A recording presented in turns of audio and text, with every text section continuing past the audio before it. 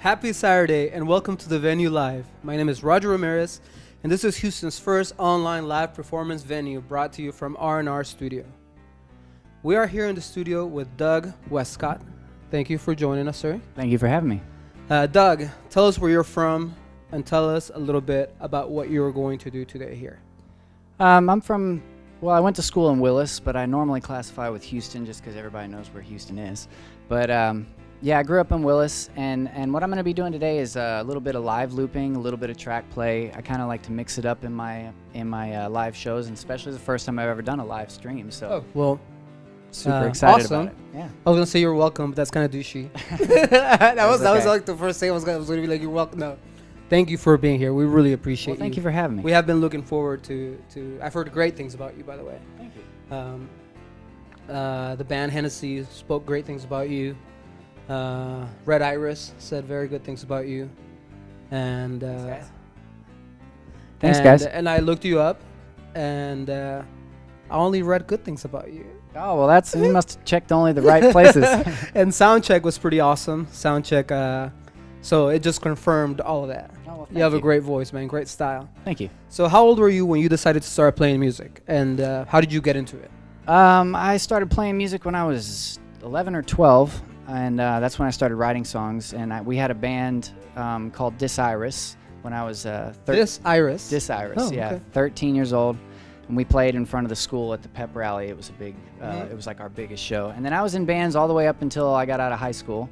And then decided to go solo maybe 6-7 years ago.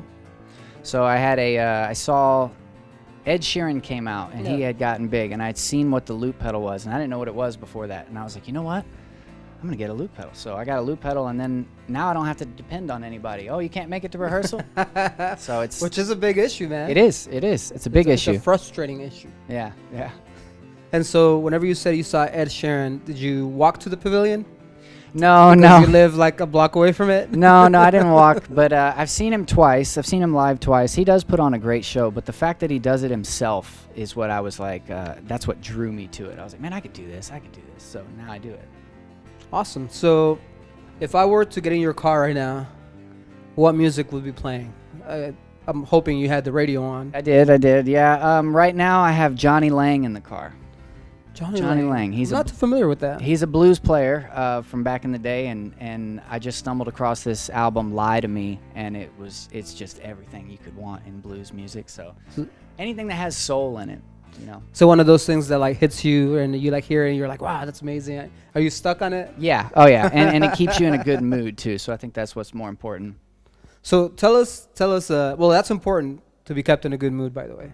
Tell us about your musical influences and how they kind of have shaped your style, and how would you describe your style as a soloist?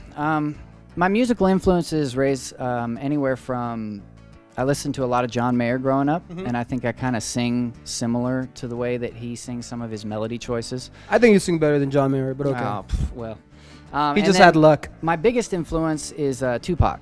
And I've been a biggest fan of Tupac my whole life. I like Tupac too. Do you? Nice. Yeah, dude. Nice. He, the way that he brought, everybody together inspired me, and I was like, hey, I want to do something like that too. So I have a wide range of influences, but when it comes to music, it's all about the lyrics to me.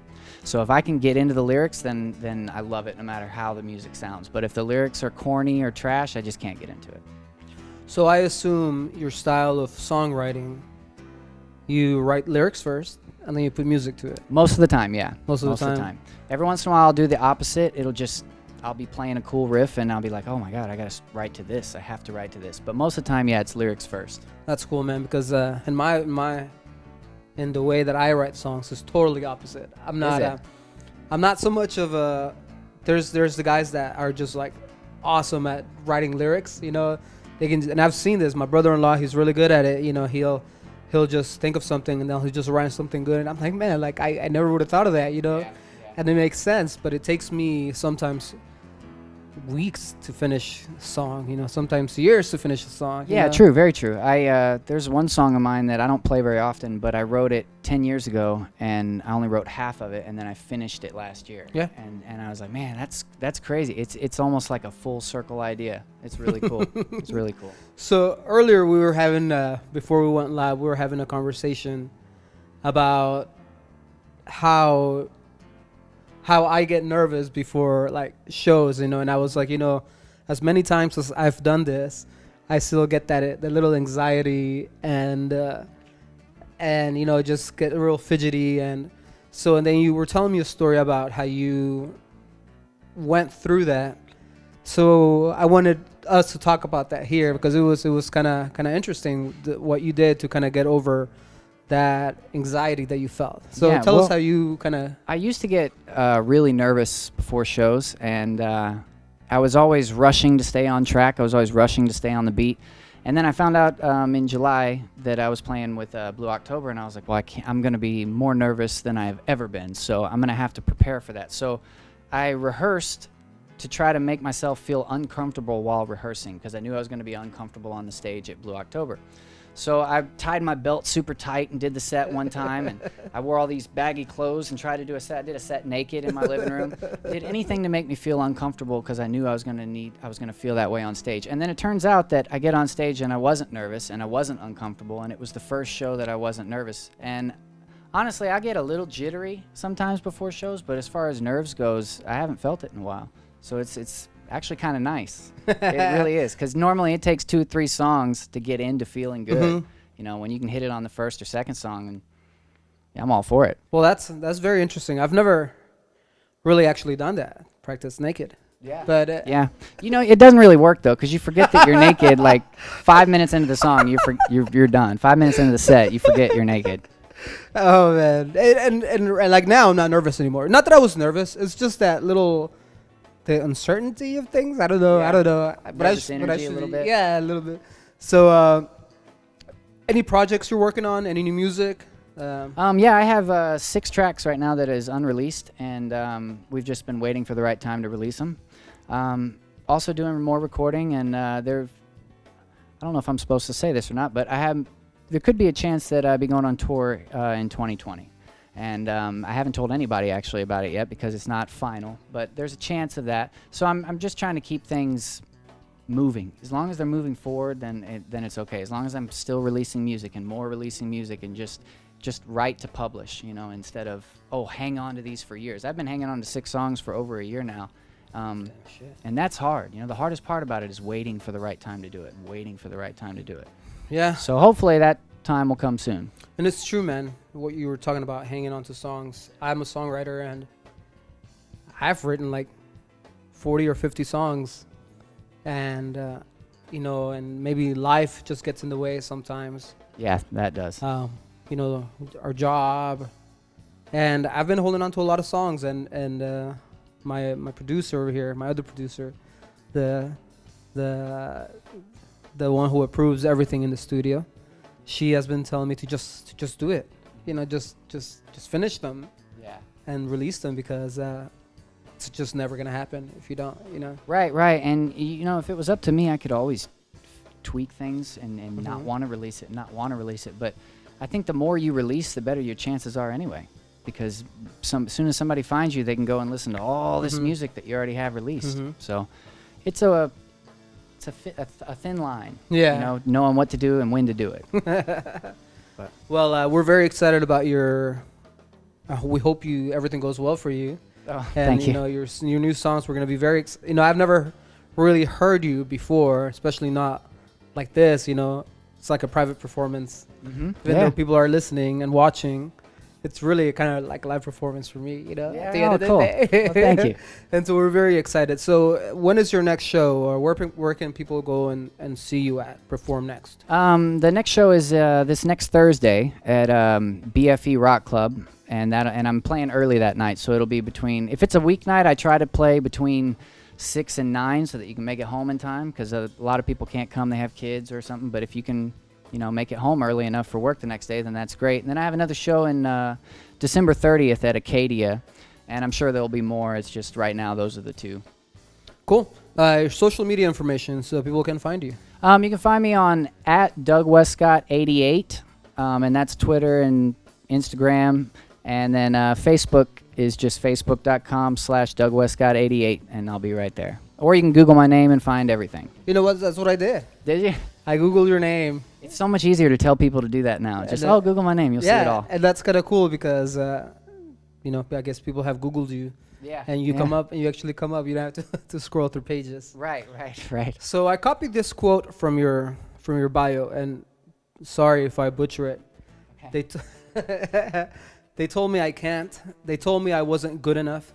They told me being an artist is a hard life and doesn't make much money. You'll always be broke, they said. Was that a quote that obviously it means something to you because it's on your bio, but have you ever been through that? Has somebody ever told you that? Physically actually spoken those words? No. Or something along those lines? But a lot of times, music's my passion. Writing is my passion. I'll write a song and then I'll go to play it for someone, and then when I play it for them, I would get the experience to where it was like, oh yeah, it's cool, while they're on their phone, or while they're as soon as you start, oh hey, and talking over here, and like not giving you any attention, not much less the attention you deserve, and that's what felt like that. Oh well, yeah, you shouldn't be an artist. What are you doing? Nobody cares about this. Nobody cares about this. And then you show it to the right person, and they're like, oh my God, you got to play this everywhere. You got to play this everywhere. So I think it was more of a feeling. Now I have had people say you're always going to be broke, and it's a tough life. Yeah, it's a tough life, and I don't care.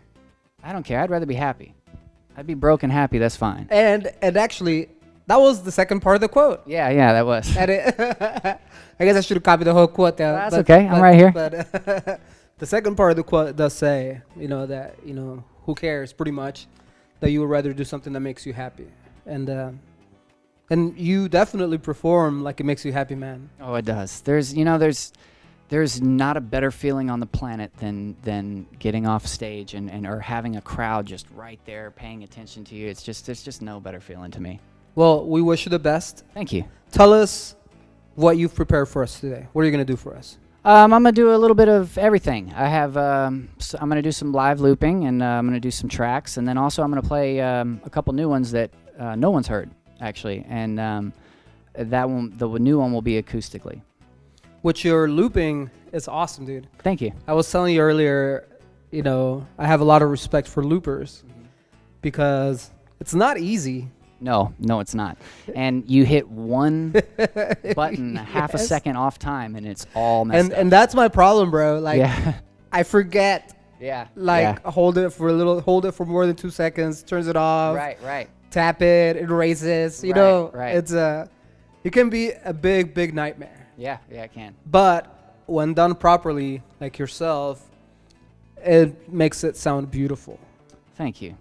Yeah, it makes you sound like you have more than just you, and I love that. I love that. And it goes it's back very to hard to explain to venue owners. Oh, you're just a solo guy? It's hard to explain what I do. But once they see it, they're like, oh, okay, yeah, you're not just a solo guy, but technically I am. It's like an art within an art. Yeah, very true. Like it really is, man, because, I'm a performer, but I see that as fucking like science. Yeah, you have to become a scientist. Yeah. You're not only everything at the professional level gets down to the smallest details, and I think that when you study those details, it just gets you closer to that professional level. And you really have to dedicate yourself to it and put the time, hours and hours and hours. Very true. And I have much respect for that, man. Yeah, me too. It's not easy putting hours and hours and hours of work in playing the exact same songs that nobody. I mean, you're sick of playing them. It's tough. Especially when somebody's going to be on their phone when you're telling them. Oh, yeah, exactly. Hey, guys, put your phones down when somebody's performing. Have respect for the arts, guys. And it's funny because if somebody tells us as musicians, if it's anybody, we know to give them their respect. Right. And to, it may not be our favorite song, but just the fact that they're creating songs and the fact that they're putting the time and the balls, because it takes balls. Yeah, it does. And if I see a musician playing by himself, especially the cover musician that's standing outside at at a waterway or at a walkthrough, and they're just playing, and nobody's listening to them, I'll go up and stand and try to be like right up front, or try to make them feel like somebody's listening to them, even if they're not very good. They still deserve an audience. Everybody deserves an audience. If you have the balls to come out and play in front of people, then you deserve an audience. Because for all you people that are not performers, it's not easy to first off get in front of people and play. Now, yet playing your own music that you put your hard work and your thought, and it takes guts to really put yourself, because that's like a part of you, and you're putting your emotions out there. Yeah. That's really what it is. That's really what you do as performers and what as songwriters. All right, guys. So if you're watching on YouTube, please subscribe to the YouTube channel. We need your support. We showcase different artists pretty much every day, and except for yesterday and the day before, because I told my son that we were gonna trick or treat. Nice. And that I was and I didn't. What did I do yesterday? I was with my family yesterday, so those were like the 2 days that I won't have a show. But from now on until December, we have about 40 shows coming up. Wow. Yeah, man. Wow. Busy. You're busy. So support the YouTube channel, subscribe. You're supporting all these local Houston musicians, which is what we do on this channel. We want to give them a platform to come and talk so that you can get to know them, a place where if you want to listen to some new original music, you can. And I know I say this in every show, but and I never plan to until I get to this part, but it's been great listening to new artists and listening to original music, because now I don't listen to the radio anymore, man. I literally, if I'm driving my car, so what's in my car right now? What's in your car? It's all you. It's all these new artists. I get stuck. We were talking about how you get stuck on certain artists. Right. Yeah. Well, I'm stuck on a few performers that have been here. Really nice. And I told that I've never heard of. Nice. That since we started doing this, I've met bands that have came out of nowhere, Wow. and a lot of their music it's just beautiful listening to new music. My kids are listening to the music. Everybody, everywhere that I go to, everywhere that I work, I tell people about the bands in the studio, and a lot of people have started following a couple of the bands. Nice. That's really cool. And so that's what this channel is all about, guys. So please subscribe. If you're watching on Facebook, yes, what that was the red button, the subscribe button.